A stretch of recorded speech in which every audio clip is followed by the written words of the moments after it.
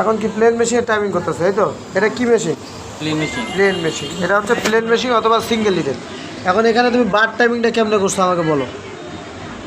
মানে এখানে তো টাইমিংটা করছো যেহেতু বুঝছো নাকি, তাহলে কিভাবে করছো আমাকে বলো।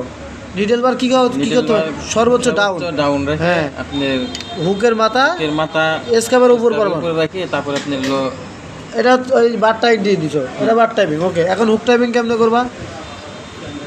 এইখান থেকে এই যে যেখানে বার টাইমিং করে হুক রাখছিলে না, ওইখান থেকে রাখার পরে এসকাপের যেখান থেকে স্ট্যান্ডার্ড টাইমিং হবে ওইখানে শুধু হুকের মাথাটা রাখলে হবে। হ্যাঁ, এখন টায়ার দাও, ওই যে ওকে হয়ে গেছে, দেখছো? এতটুকু সেম জিনিস তুমি এই যে আজকে সারাদিন এটা নিয়ে বয়ে আসো, এটা বুঝছো কি না বলো?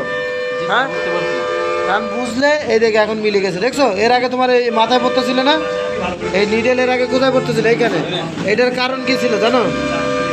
কারণ ছিল তুমি অনেক উপর দিয়ে টাইমিং করে ফেলাইছিল, যে কারণে ওই ওই উপরে পড়তেছিল। এখন তুমি যে স্ট্যান্ডার্ড টাইমিং করছো, এখন আর পড়ে না। ঘুরাও ঘুরাও, এখন বুঝছো?